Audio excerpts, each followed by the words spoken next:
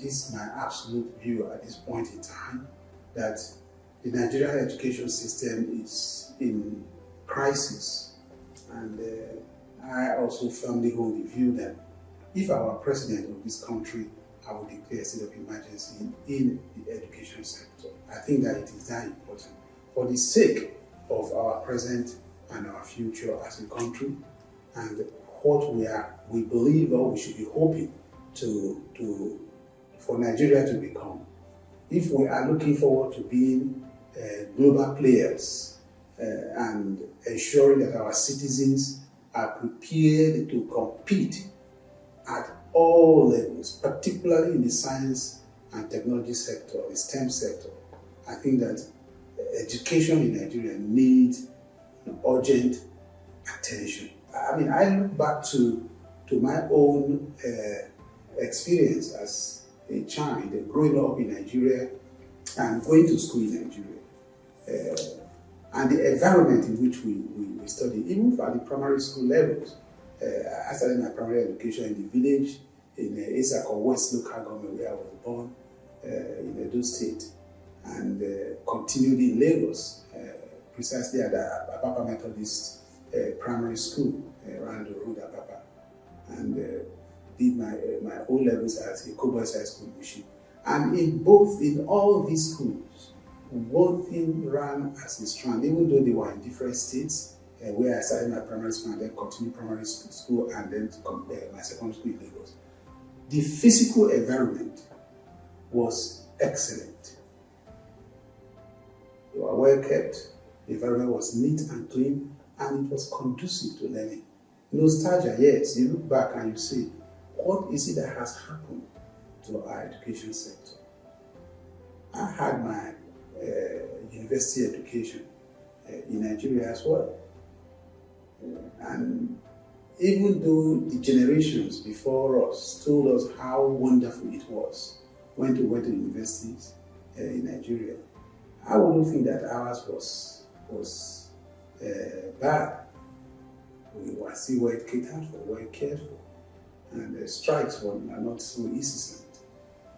Maybe an occasional student riot and its closure of school. But it is not like we have today. And also, that stage of a country's life when you prepare your young people and model them, help them to become the very best that they could possibly become.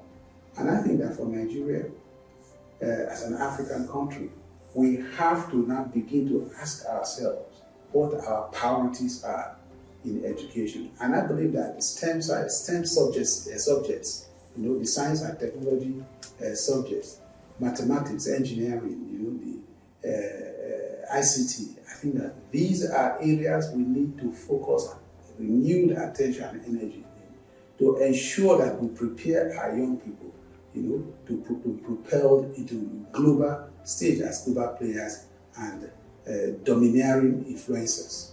Our builders, our auto mechanics, our electricians, they should be well trained, well certificated internationally at an international acceptable level, so that they are not trained just for the Nigerian market or for the global market. That should be the vision. And I think that where our education is at the moment, this holistic picture to ensure that no child in this country is left behind, no child is left to be out of school. We are not challenging our institutions, we are not challenging our vision for a forward-looking country enough to ensure that we put our children prepared for such a future, and ensure that even those who are older at this point in time, who have missed the opportunity at an earlier phase, are given the opportunity to be equipped and prepared to be able to fend for themselves. It is my view that one of our primary priorities should be the investment in our human capacity development, our human capacity build up. That is, it should be it's so important. And that is why for me, our education and healthcare are such important sectors in our national development. And the present government, under the leadership of President Muhammadu Buhari, has focused intensively, in the area of infrastructure, which speaks to exactly what I am saying.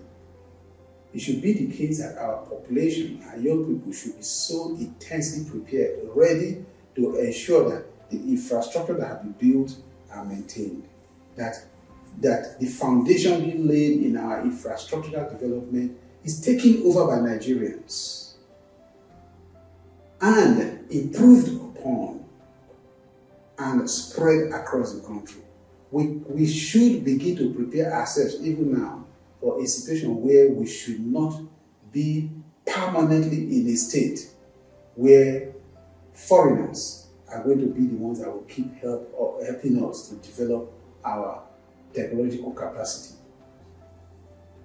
Nigeria is blessed with the population. We should use it. But we cannot use it to the benefit of our country and the benefit of the human race unless we pay deliberate attention to developing it.